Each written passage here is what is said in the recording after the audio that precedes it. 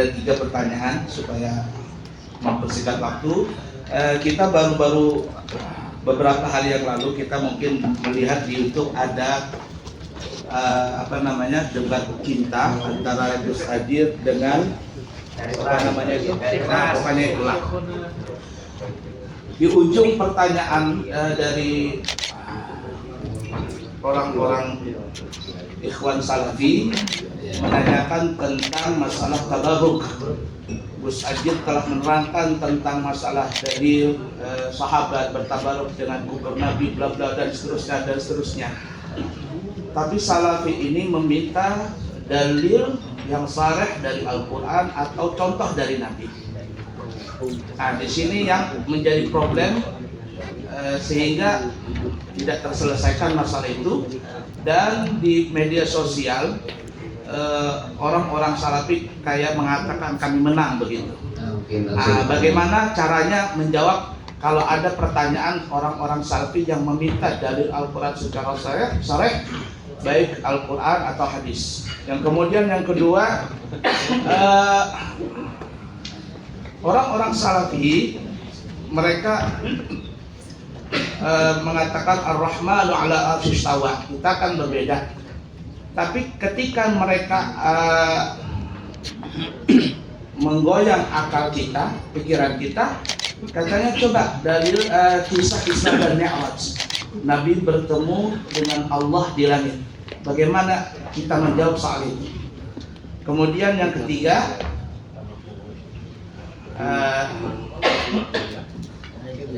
langsung ya. Ini mungkin di antara kita juga sering terjadi, mungkin di Ahlus Sunnah wal Jamaah. Yang mana yang pertama kali Allah ciptakan qalam atau Nur Muhammad? Terima kasih. Alhamdulillah. Awalan at-tabarruk wa tawassul qarinan muttahidan la yakhtalifan. Yang pertama, tawassul tabarruk itu ya satu pokok pembahasan yang sama, tidak ada beda satu sama lainnya.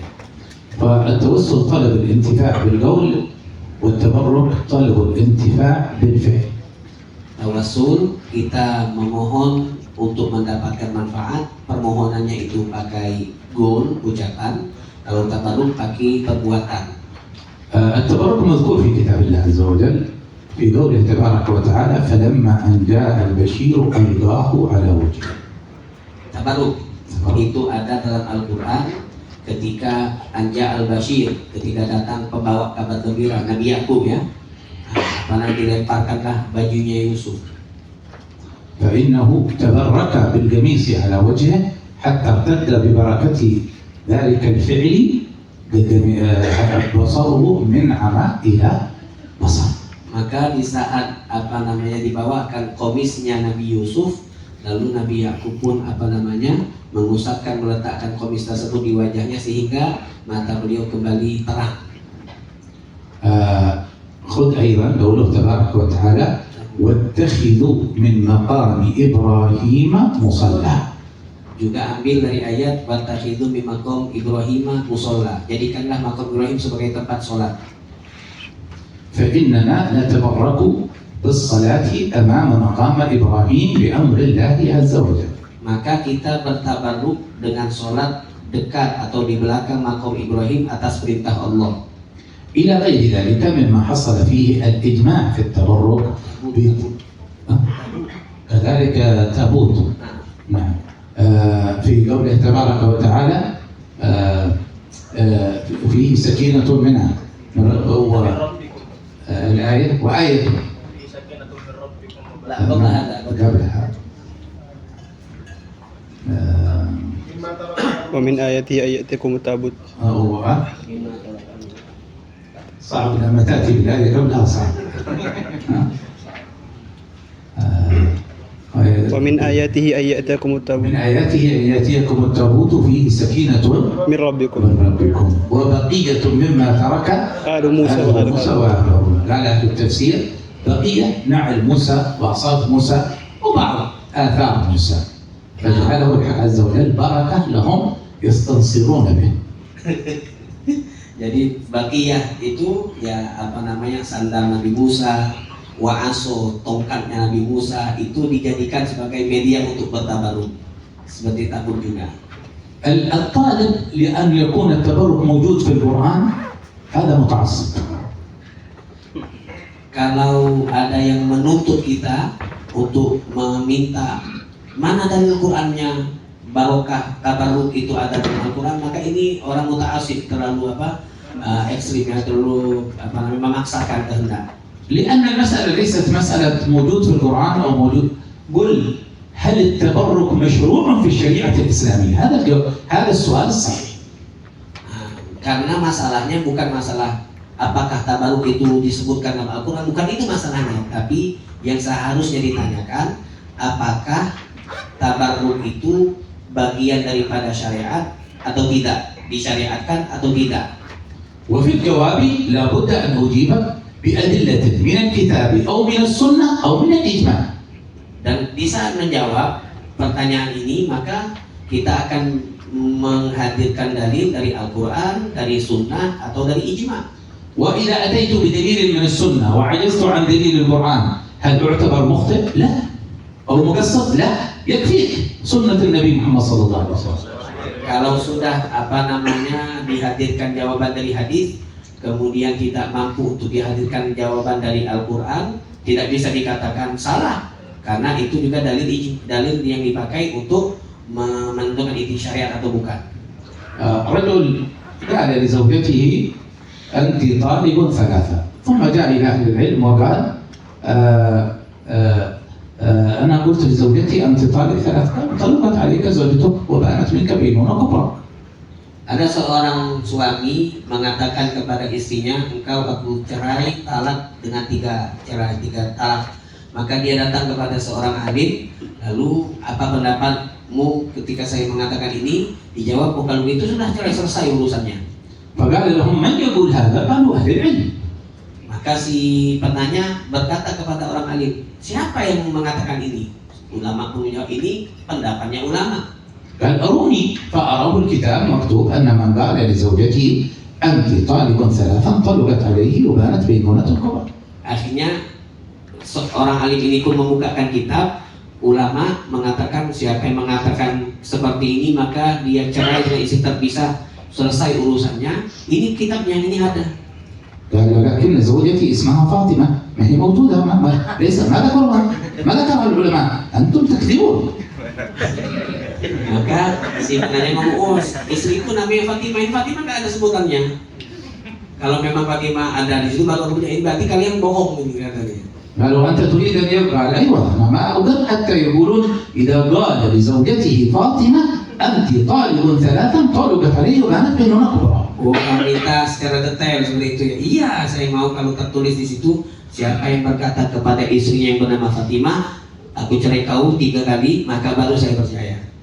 فهذا دائما نحن نتكلم بالشريعة بدين مرجعياته أصالة في الكتاب والسنة والإجماع والقياس، من خرج عن هذا فهو المبتدع. Nah, inilah prinsip kita. Kita dalam menjawab pertanyaan selalu kita menggunakan dalil yang dipakai oleh Ahlus Sunnah wal Jamaah jumhur, yaitu Al-Quran, As-Sunnah, kemudian Ijma' dan Qiyas. Siapa yang berbeda maka dia mubtadi'ah. المسألة الثانية وهي مسألة رؤية الحق عز وجل من قبل النبي صلى الله عليه وسلم ليلة الإسراء والمعراج. Yang kedua, masalah Allah melihat Nabi melihat Allah di malam Isra Mi'raj. هذه فرعية من فرعيات العقيدة. Ini termasuk daripada pembahasan akidah. حصل خلاف شديد فيها بين أصحاب رسول الله صلى الله عليه وسلم. Ini bahkan terjadi perbedaan pendapat antara sahabat Rasulullah SAW. فأولا حصل الخلاف هل كان المعراج بالروح أم بالجسد؟ يعني أنه بالروح والجسد. Yang pertama, apakah Mi'raj itu cuma ruh saja tanpa jasad atau dengan ruh dan jasad? فكان الجمهور يقولون بالروح والجسد، بينما يرى بعض الصحابة كمعاوية ومن معه أنه بالروح دون الجسد. Mayoritas sahabat berpendapat Mi'rajnya Nabi Muhammad itu ruh dengan jasad. Kemudian sebagian berpendapat seperti Muawiyah dan pengikut yang sama seperti beliau mengatakan cuma ruh saja, tidak dengan jasad. ثم على قول الجمهور بأنه بالروح والجسد اختلفوا هل رأى ربه بعين رأسه أو بقلبه. Kemudian kalau di dalam pendapat Mi'raj itu dengan ruh dan jasad terjadi perbedaan pendapat juga. Nabi melihat memandang Allah itu dengan mata beliau seperti mata kita saat ini atau dengan mata batin.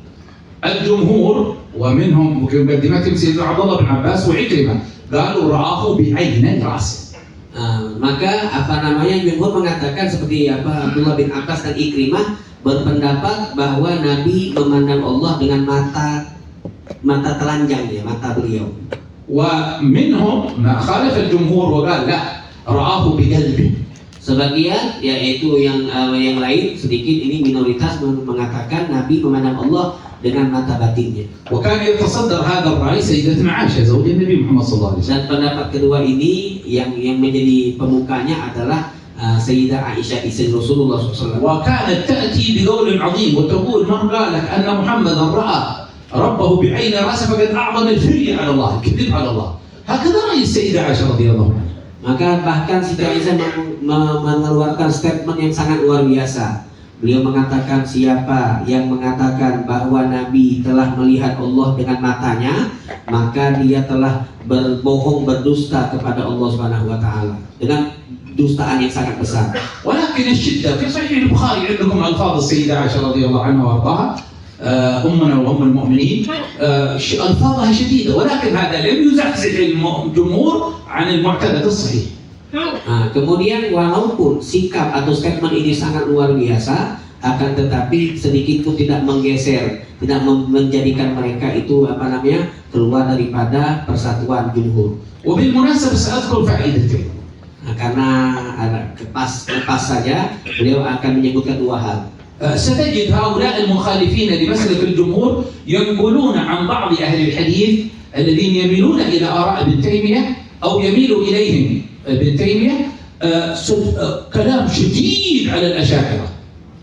Yang pertama, selalu mereka itu yaitu yang pengikut sekte daripada Ibn Taimiyah menukil daripada pendapat yang tajam yang terjadi dahulu. فلا يتضجر طالب العلم حتى لو قالوا هكذا هذا لا يزحزحهم عن الحق. Maka di saat kita mendengar hal-hal seperti ini, jangan kita goyang, santai saja kata beliau.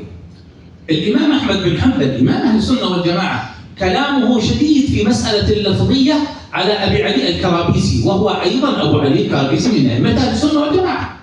Seperti contoh Al-Imam Ahmad bin Hanbal, beliau mengkritisi daripada Al-Imam Ali Al-Karabisi, ulama Ahlussunnah wal Jamaah, dengan kalimat atau statement ungkapan yang sangat tajam. Nah, jangan sampai kita takut, santai. Ini biasa perbedaan pendapat seperti ini. إلى حدود أنه كفر أبا علي الكرابيسي. Bahkan Imam Ahmad bin Hanbal mengkafirkan Imam Ali, Aba Ali. في مسألة اللفظية يعني أن من قال لفظي بالقرآن مخلوق. Masalah lafziyah, di dalam perihal masalah lafziyah, di saat ada yang mengatakan bahwa Al-Quran itu adalah makhluk. ولكن هذا لم يزحزح الجمهور أن يقولوا أن رأي أبو علي الكرابيسي هو الأقرب إلى الحق.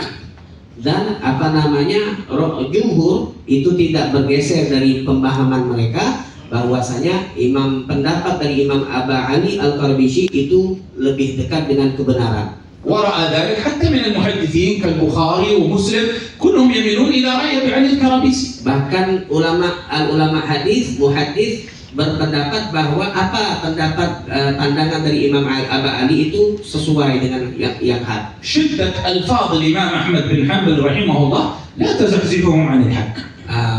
Bagaimana hebat bahasa yang keluar dari lisan Imam Ahmad bin Hanbal tidak menjadikan jumhur itu bergeser dari keyakinan ini. الفائدة الثانية وهو أن الاختلاف في فروع العقيدة مقبول. Yang kedua, ketika terjadi perbedaan di dalam masalah furu' akidah, maka itu bisa diterima. وموجود عندكم في القسم الثالث تفريد بعض الشبهات. هذه المسألة مسألة قضية الاختلاف في فرعيات العقيدة عند الصحابة. يعني أول الخلاف في ذات المعراج بين معاوية والجمهور، الثاني بين سيدتنا عائشة وسيدنا عبد الله بن عباس. إذا حتى الصحابة اختلفوا في مسائل في فرعيات العقيدة. Contohnya yang tadi telah dijelaskan, itu disebutkan di kitab antum, apa namanya di bagian yang ketiga, taflid ya, pengelompokan daripada syubhat.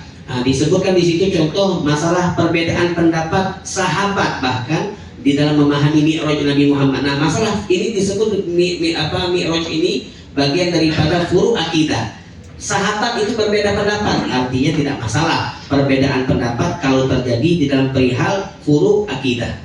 فاختلافهم فقولهم أنه لا يقبل الاختلاف في العقيدة إذا كان في الأصول نعم، بل لا يختلف المسلمون أصالة في الأصول، وإذا كان قولهم في الفروع فهذا خطأ.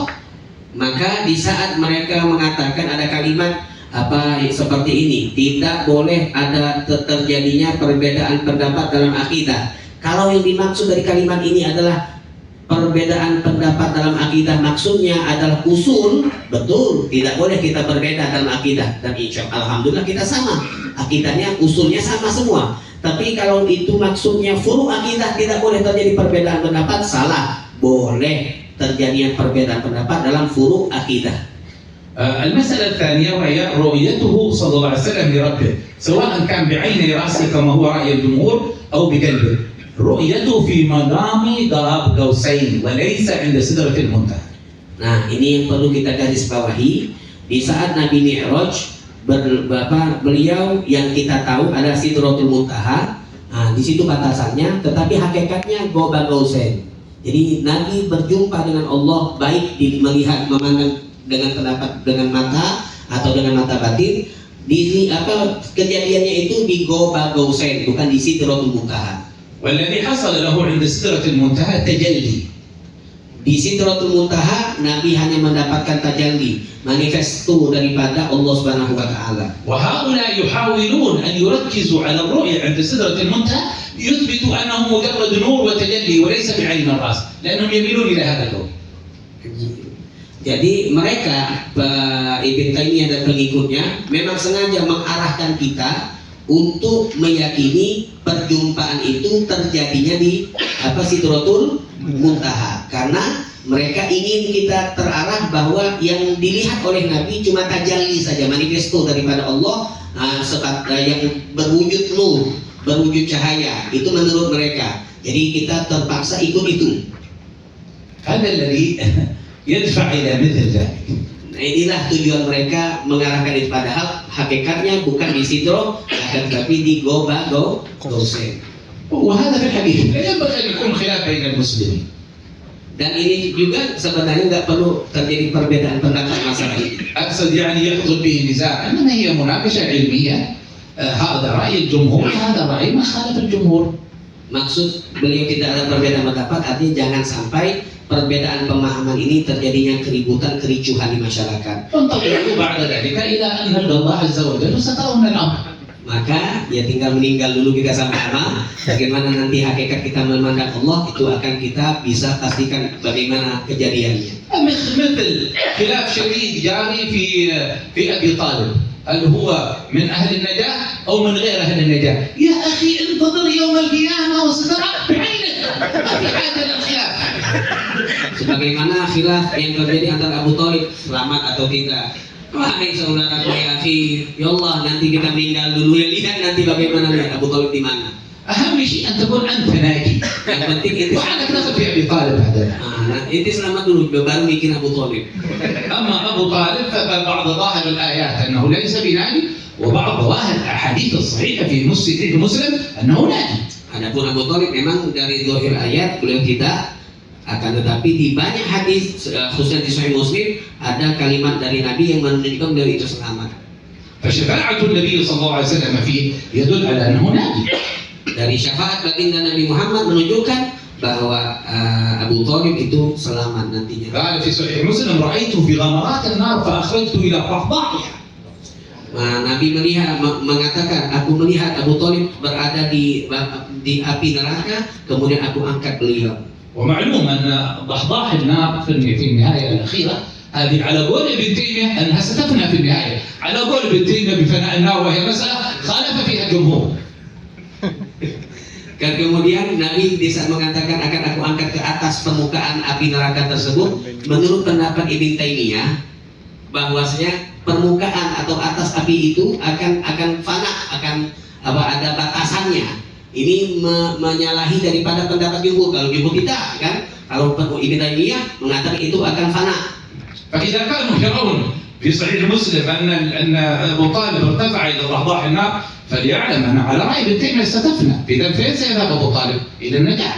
Kalau menurut pendapat Ibn Taimiyah, permukaan neraka itu akan fana, akan selesai, ada batasan waktunya. Maka di saat itu selesai, di mana posisi Abu Thalib? Selamat dong kalau gitu. والجمهور قالوا النار لا تفنى. كل دركات النار السبع لا تفنى بما فيها الأعلى. Kalau pendapat jumhur, seluruh lapisan neraka dari dasar sampai ke permukaan itu tidak tafna, tidak fana, semuanya itu abadi. وإنما يعذب فيها من سينقل بعد ذلك إلى الجنة.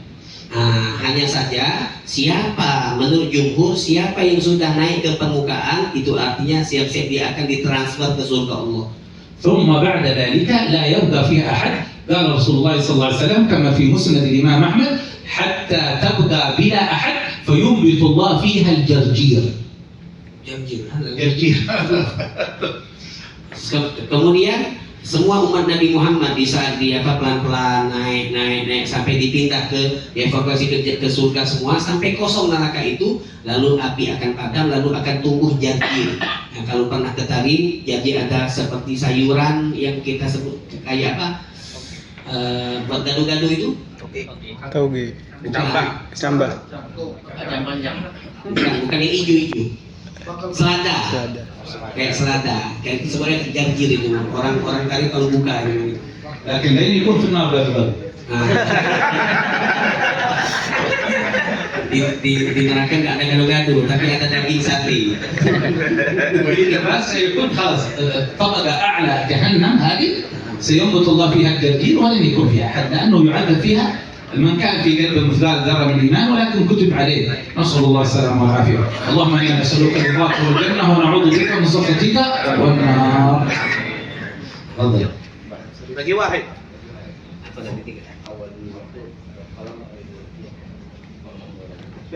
الحمد لله.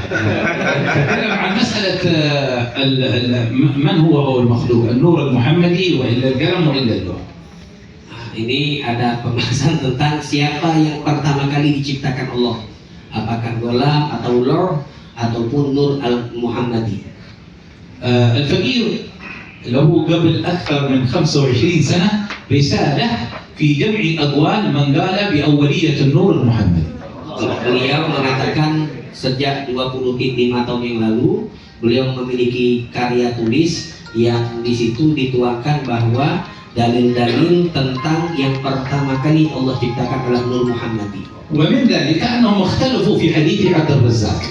Ya, daripada dalil yang yang beliau hadirkan dalam tulisan tersebut adalah hadis Abdul Razak ya. Ada terjadi perbedaan pendapat ulama dalam hadis ini.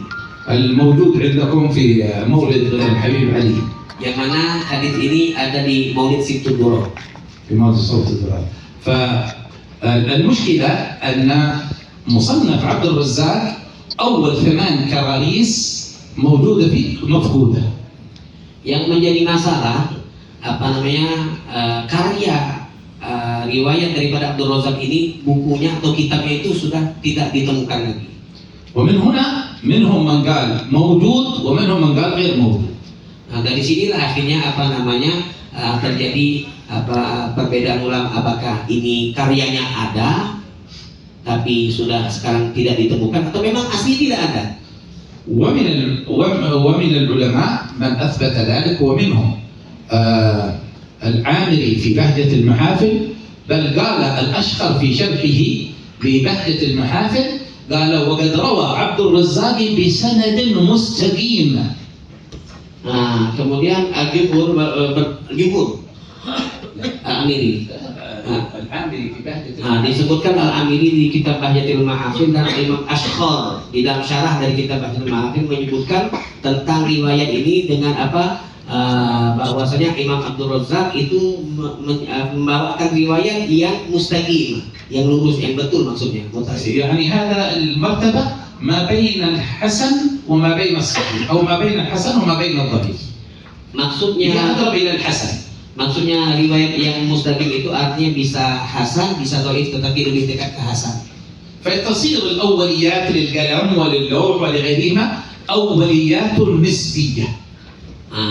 Oleh karena inilah di saat ada kalimat awal dalam awal makhlukin, awal makhluk. Kalau ada awal itu maka yang dimaksud daripada awal yang pertama maksud itu bukan arti hakikat tapi majas, nisbah. فلا ينبغي أن يكون هناك نزاع في مثل هذه الأمور لكنها عبارة عن اختلاف بين أهل العلم. Maka karena ini tidak perlu terjadi keributan, perdebatan, karena ini daripada pembahasan ilmu yang biasa terjadi. هناك فرقتان عظيمتان من أتباع التصوف، أتباع العقيدة الصحيحة، أتباع المذاهب الحقة، مختلفون اختلاف شديد جدا. فرقة اسمها البريلوية، اسمها الديوبندية. أسأل الله أن لا يدخل خلافهم إلى أندونيسيا. بريلوية وديوبند. Sulit sekali. بريلوي وديوبند هذيلا أصلهم من الهند، انتقل خلافهم إلى باكستان، ثم انتقل خلافهم إلى بريطانيا، ثم انتقل خلاف شديد بينهم، وهم كلهم نقشبندية في التصوف، حناف في المذهب، ماتريدية في العقيدة، يتفقون في الفقه والإيمانيات كلهم يتفقون، يختلفون في مسائل من أبرزها أولية النور المحمدي. Jadi ada dua kelompok tasawuf. Sulit namanya tadi, Berendawiyah dengan Berendawiyah dengan dari India yang sulit ya. Jadi namanya secara tasawuf yang Naqsyabandi, kemudian mazhabnya Hanafi, kemudian akidahnya Maturidi. Dia sama seperti kita, cuma terjadi khilaf yang luar biasa. Semoga jangan sampai masuk Indonesia ya. Ini mereka membahas tentang awaliyah ini, masalah siapa yang pertama kali Allah ciptakan. يعني ما كان ينبغي يكون بينهم خلافهم على وجهة طيبة وعلى مسائل حقة، لكن سبحان الله ابتلوا بهذا الاختلاف بينهم وبين إلى حدود أن ربما كل فرقة تكفر الأخرى. Ini di sekte ini akhirnya terjadi perbedaan yang sangat luar biasa sampai mengkafirkan satu sama lain. Alhamdulillah jangan sampai itu terjadi. وصلنا إذا ذهبنا إليهم في بريطانيا ولا في غيرها، إذا ذهبنا عند البريلوي يزعل عليك الديوبند، إذا ذهبت عند الديوبند يزعل عليك البريلوي.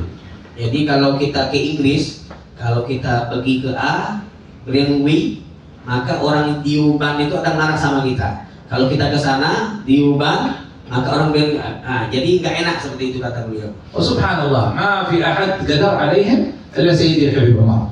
إذا جاء إلى هند أو إلى باكستان أو إلى بريطانيا كلهم بريلوي ديوبان كلهم يحضرون عندهم. Dan subhanallah kata beliau, tidak ada satupun yang mampu menyatukan mereka duduk di dalam satu pertemuan kecuali Sayyidina Habib Umar. Kalau beliau datang ke India atau ke Pakistan atau ke Britania, Inggris, mereka itu walaupun beda di luar, tapi begitu ada Habib Umar bisa duduk dalam satu majelis. بينما طبعا مسالك جمهور السنة والجماعة تميل إلى أولية النور المحمدي. Beliau tutup, kalau kita lebih condong yang pertama kali Allah ciptakan adalah An-Nur Al-Muhammadi. لأنه يعني الجمهور على مسالك تعظيم النبوة. عندكم هنا من ضمن أبرز السمات مسألة تعظيم النبوة. الجمهور يحب دائما تعظيم النبوة، كل ما كان فيه تعظيم النبوة يحبه، لكن إذا لم يكن مخالف للشريعة. Kenapa seperti ini kita lebih condong? Karena jumhur itu memiliki ciri khas karakteristik yang mana mereka itu selalu berusaha maksimal untuk mengagungkan baginda Nabi Muhammad. Dalam kitab ini ada bab khusus masalah pengagungan terhadap baginda Nabi Muhammad selama tidak menyalahi syariat. Nah, dari inilah dasarnya akhirnya kita lebih condong yang pertama kali Allah ciptakan adalah An-Nur Al-Muhammadi. تعظيم النبوة هو الذي جعلهم يقولون بجواز التوسل، بجواز التبرك، تعظيم كل ما فيه تعظيم للنبوة مما تدل عليه شريعة الله عز وجل لا يتقدمون فيه. هكذا الجمهور مشوا على هذا. Beginilah langkah yang diambil oleh jumhur, sikap yang dari dasar ta'zim, pengagungan kepada kepada baginda Nabi ataupun kepada nabi-nabi yang secara umum, adanya tawasul, adanya tabarruk dan lain-lainnya.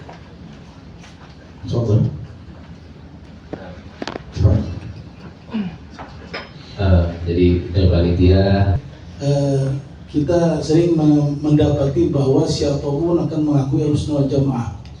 Setelah tadi mendengar penjelasan dari Syekh bahwa Ahlussunnah itu kan menekankan kepada hal-hal yang sunnah. Hal yang sunnah inilah kita bertanya-tanya berapa persen dan sampai kapan sempurna sunnah ini terhadap seseorang yang dikerjakan. Kita melihat di kondisi kita, sekitar kita, di keluarga kita, mungkin di masyarakat. Kadang-kadang Afwan, kalau pagi ada macam maulid, begitu baca maulid ngapal sunnah, begitu alimatu harusnya siang pakai orkes dan sebagainya, bercampur dengan Afwan, karena dia ngaku juga Ahlussunnah Jamaah. Jadi seperti apa sih sebenarnya Ahlussunnah wal Jamaah yang harus kita laksanakan? Syukur Afwan. Para Ahlus Sunnah dengan sunnah Nabi. أما أهل السنة منهج يتبعون فيه عقيدة وفكر وأحوال رسول الله صلى الله عليه وسلم والصحابة. هذا منهج. Kalau Ahlus Sunnah, maka yang dimaksud dari Ahlus Sunnah adalah sebuah manhaj ataupun metode jalan yang mana jalan ini mengarahkan kita untuk mengikuti Nabi, mengikuti sahabat dan tabi'in, bagaimana pola pikir mereka, apapun yang berlaku atau dilakukan oleh Nabi Muhammad, itu maksud daripada Ahlus Sunnah. أما السنن فهي عبارة عن طلبات طلبها الشارع منا من غير جزم ولا إيجاب. Adapun sunan ataupun sunnah-sunnah, maka itu maksudnya adalah apa yang diminta oleh syariat dengan permintaan yang tidak wajib. فكلمة اتباع السنن هي جزئية من جزئيات عموم منهج أهل السنة. Maka kalimat ittiba'us sunnah, mengikuti sunnah-sunnah, itu daripada termasuk bagian-bagian yang ada pada Ahlus Sunnah. Jadi bedakan antara sunnah dengan sunan. Kira bagaimana penjelasan yang lebih mudah diterima oleh anak kecil untuk tentang ini? Afan. Walaupunikum. Soal terakhir ada lagi. Yang kedua, yajuz an naqul Allah fi sama. خلاص السؤال الأول خلاص. عشان جزئية في السؤال الأول. لا ما طيب مسألة هل يجوز أن نقول أن الله في السماء؟ طبعا كان المفترض نحن نتكلم اليوم على نفي المكان ولكن الوقت لم يسعفنا. Sebenarnya tadi mau dibahas, tapi karena waktu terbatas jadi tidak sempat. رواية أين الله؟ Riwayat Aina Allah, قالت في السماء. maka perempuan itu mengatakan Allah di langit. الآن سأتلو عليكم الروايات التي وردت في تلك الواقعة. Saya akan membaca riwayat yang terjadi pada kejadian itu. الرواية الأولى قال أين الله؟ قالت في السماء. Yang pertama, Nabi bertanya di mana Allah? Perempuan itu menjawab Allah di langit. الرواية الثانية بسند صحيح وردت أتشهدين أن لا إله إلا الله؟ قالت نعم. أتشهدين أني رسول الله؟ قالت نعم. Yang riwayat kedua dan sahih, Nabi bertanya kepada jariyah perempuan itu bukan Aina Allah, akan tetapi apakah engkau bersaksi Allah Tuhan? Dia menjawab iya. Apakah kamu bersaksi aku adalah Nabi? Maka perempuan itu menjawab iya. الرواية الثالثة بسند صحيح أيضا قال لها من ربك؟ قالت الله. قال ومن أنا؟ قالت رسول الله. Riwayat yang ketiga sahih juga, Nabi bertanya kepada jariyah tadi, Allah itu siapa? Tuhan. Aku ini siapa? Nabi. الرواية الرابعة أن الجارية كانت أعجمية أصلا لا تنطق اللغة العربية. Riwayat yang keempat, Nabi Jariyah itu adalah orang Ajam, bukan orang Arab yang tidak bisa tidak mampu untuk berbahasa Arab. لذلك اختلف أنظار أهل الحديث في معنى أين الله بارك في السماء. Nah, karena ini perempuan bukan dari Arab, maka ulama-ulama hadis berbeda pandangan di dalam menyikapi kalimat pertanyaan Ainullah. فمنهم من أعل الرواية بأنها مضطربة لأنها وردت بعدة ألفاظ. Maka sebagian ulama menyatakan bahwasanya ini gara-gara banyak riwayat-riwayatnya disebut hadis muttarib. Muttarib goyang ya, goyang karena banyak riwayat. فهي ضعيفة من حيث المتن وإن كانت قوية السند لأنها في صحيح مسلم. Di dalam kategorikan hadis ini secara matannya dhaif meskipun secara sanadnya sahih. ولكن المحققون قالوا لا نضعف الرواية ولا نكون لكن نقول الرواية رويت بالمعنى. Kemudian muhaqqiqun mengatakan bahwasanya riwayat ini tidak kita katakan dhaif, akan tetapi meskipun banyak riwayat, akan tetapi kita katakan diriwayatkan matannya secara makna. يعني هي واقعة حصلت بين يدي رسول الله والكل من الصحابة عبر بالمعنى الذي جاش في خاطره. Jadi ketika sahabat melihat kejadian ini, Nabi didatangi oleh seorang perempuan yang dari luar Arab, maka setelah itu mereka menceritakan kepada yang lain dengan metode mereka sendiri, bukan yang terjadi keluar dari lisan Nabi langsung, bukan, akan lebih yang dipahami oleh setiap sahabat mereka ceritakan, makanya riwayat bil ma'na. ولذلك قال الحافظ ابن حجر رحمه الله في فتح الباري قال ولا يتوجه السؤال على الله بأين، ما قد يسأل عن الله بأين. Oleh karena inilah di dalam kitab Fathul Bari Ibn Hajar mengatakan tidak boleh ditanyakan untuk zat Allah ada di mana. ومنه تعلم أنه لا يجوز لنا أن ندرب الأولاد الصغار على أين الله قال في السماء. Oleh karena inilah tidak boleh dengan alasan untuk mengajarkan kepada anak kecil, kita tanya kepada dia atau dia bertanya kepada kita di mana Allah, kita jawab atau dia menjawab di langit, nggak boleh. وبل نغرس في قلوب الأولاد تعظيم الحق جل وعلا وتنزيله.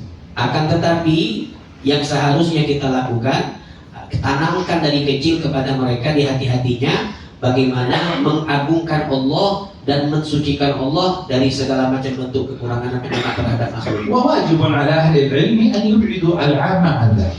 Dan wajib ahlul ilm untuk menjauhkan orang awam dari hal seperti ini.